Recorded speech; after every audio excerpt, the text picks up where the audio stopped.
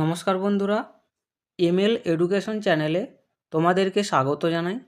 আজকের ভিডিওতে পার্সোনালিটি বা ব্যক্তিত্ব অথবা ব্যক্তিত্বের ধারণা, সংজ্ঞা এবং বৈশিষ্ট্য নিয়ে বিস্তারিতভাবে আলোচনা করব।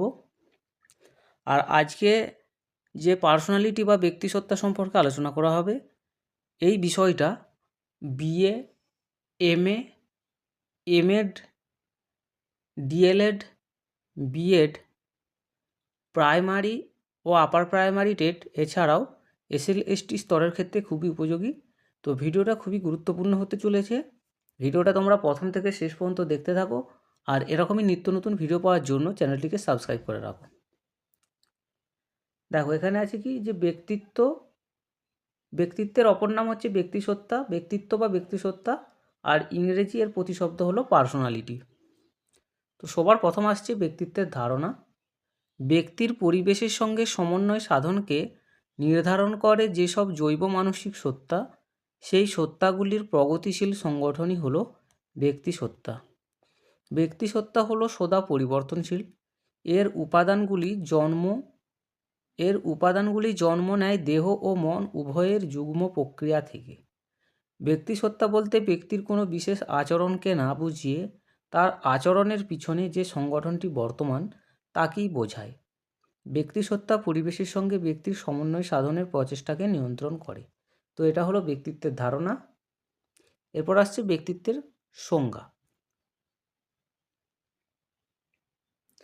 পার্সোনালিটি কথাটি ল্যাটিন শব্দ পার্সোনা থেকে উদ্ভূত। পার্সোনা কথার অর্থ মুখোশ। প্রাচীনকালে গ্রিস দেশে জীবজন্তুর মুখোশ পরে তাদের চরিত্রে অভিনয় করা হতো। বর্তমানে পার্সোনালিটি কথাটির তাৎপর্য নানাভাবে ব্যাখ্যা করা হয়ে থাকে। মান এর মতে সামগ্রিকভাবে বিচারকরণে ব্যক্তির যা পাওয়া যায় তাই তার ব্যক্তিসত্তা। ব্যক্তির দৈহিক কাঠামো, তার আগ্রহ, দৃষ্টিভঙ্গি, আচরণ, শক্তি সামর্থ্য, ক্ষমতার সমন্বয়ই হলো ব্যক্তিসত্তা। ক্যাটেল, আইজ্যাক আর উডওয়ার্থ ব্যক্তিসত্তার, মানে এখানে তিনজন মনোবিদ দেওয়া আছে, ক্যাটেল, আইজ্যাক এবং উডওয়ার্থ, ব্যক্তিসত্তার আচরণের দিকটির উপর অধিকতর গুরুত্ব দিয়েছেন। কোনো বিশেষ পরিস্থিতিতে ব্যক্তি কীরূপ আচরণ করবে তা তার ব্যক্তিসত্তা পূর্ব থেকে নির্দেশ করতে পারবে। উডওয়ার্থের মতে ব্যক্তির আচরণের সামগ্রিক গুণাবলী হলো ব্যক্তিসত্তা।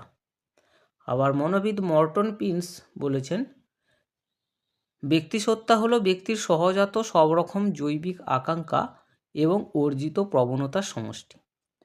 তো এটা গেল ব্যক্তিসত্তা বা পার্সোনালিটির সংজ্ঞা। এরপর ব্যক্তিসত্তা বা ব্যক্তিত্বের যে বৈশিষ্ট্যগুলো আছে সেগুলো একে একে আলোচনা করছি। ব্যক্তিত্ব হলো একটি চিরগতিশীল বা ডাইনামিক সংগঠন বলতে বোঝায় যে ব্যক্তিত্ব নিছক কতকগুলি উপাদানের যোগফল নয়, বরং সেগুলির পারিপার্শ্বিক বা পারিপার্শ্বিক ক্রিয়া প্রতিক্রিয়ার ফল। তাছাড়া এই সংগঠনও চিরস্থায়ী বা অপরিবর্তনীয় এবং অমোঘ নয়। এ হলো সদা পরিবর্তনশীল, নিয়ত বিকাশমান ও বর্ধনধর্মী।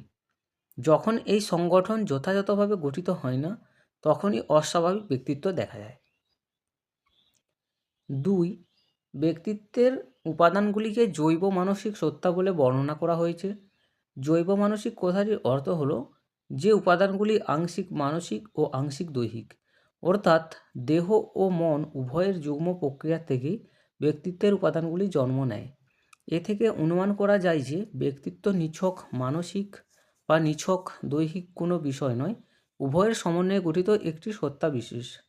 ব্যক্তির অভ্যাস, বিশেষধর্মী বা সাধারণধর্মী মনোভাব, সেন্টিমেন্ট, অন্যান্য মানসিক সংগঠন ইত্যাদি ধারণাগুলি জৈব মানসিক সত্তার অন্তর্গত। 3.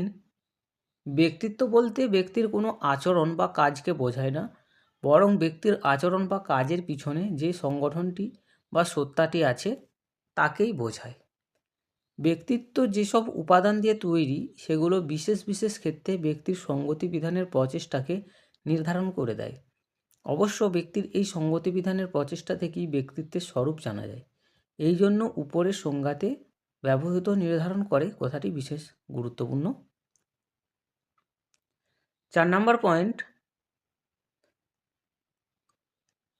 এতটা পর্যন্ত তোমরা লিখবে। এর আগের যে পয়েন্টটা আলোচনা করলাম, ব্যক্তিত্বের স্বরূপ জানা যায়, এতটুকু পর্যন্ত লিখলেই হবে। এখানের এই যে বাকিটা আছে এটুকু, এটা কথাটা না লিখলেও চলবে, ঠিক আছে। পরের যে পয়েন্ট আছে দেখো, 4 নম্বর পয়েন্ট, ব্যক্তি তার পরিবেশের সঙ্গে যেসব সঙ্গতি বিধান করে তার প্রত্যেকটি সময়, স্থান ও গুণের দিক দিয়ে অনন্য এবং অন্যের সাথে অতুলনীয়। 5, আবার প্রত্যেক ব্যক্তির অভিযোজন প্রক্রিয়া তার নিজস্ব বৈশিষ্ট্যের পরিচায়ক।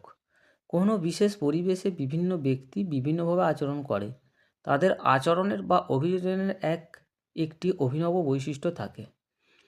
এই অভিনবত্ব তার ব্যক্তিসত্তার পরিচায়ক।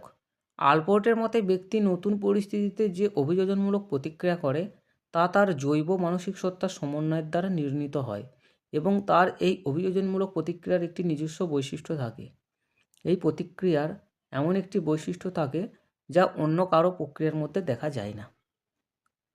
তো এই ছিল তোমাদের